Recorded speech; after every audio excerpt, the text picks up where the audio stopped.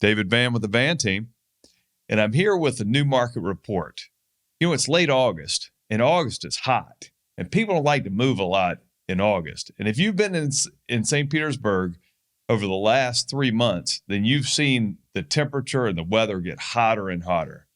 Well, again, people kind of slow down when it gets hot, and that's what's going on in the real estate market.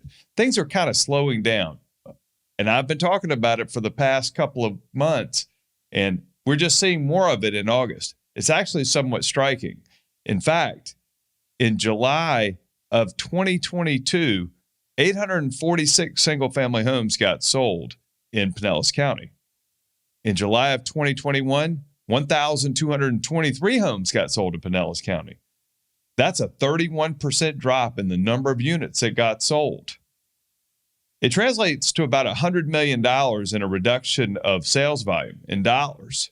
Interestingly, of course, our market price is up about 20%, which we saw that in 21, up about 25%. This year, again, up 20%. Overall, maybe an average blended rate of about a 45% increase in the price. That's a lot. People who have been owning their homes for a few years are pretty happy about having a 45% value adder. But you know, if you're thinking about selling, it might be time to take your chips off the table and make it happen. You got to pick a good price because people are aggressive who are out there buying now, and they're also getting pretty selective about what they're buying. So the time to get a contract is more like 10 days than it was 7 days.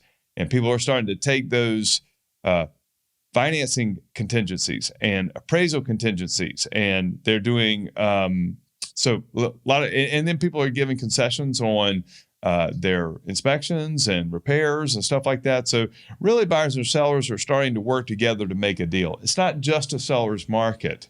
And the absorption rate, it's gone out, doubled about to 2 months. So where it's always been a month or less for about the past 2 years. So we're seeing some inventory stay out there on the market a little bit longer, and we're seeing stuff come back on market. I'm seeing a lot of that, and price reductions. So those are kind of the small indicators that you see, is that, wow, that house is back on the market. The buyer walked away. The seller wouldn't negotiate.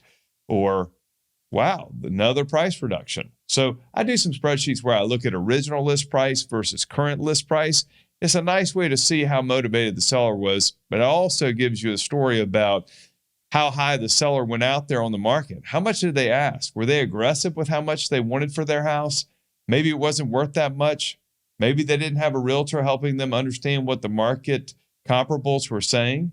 All those are factors. So get a good realtor, call the Vann team. Happy to get out there and give you a hand with what your valuation might be. Anyway, that's my report. I like to give you a straight answer about what's going on out there in the market. And if you have any other questions, I'm always happy to get together with you, have a cup of coffee or a phone call, and we can hash over what your neighborhood is like, what your house is like, and what it takes to get your house sold.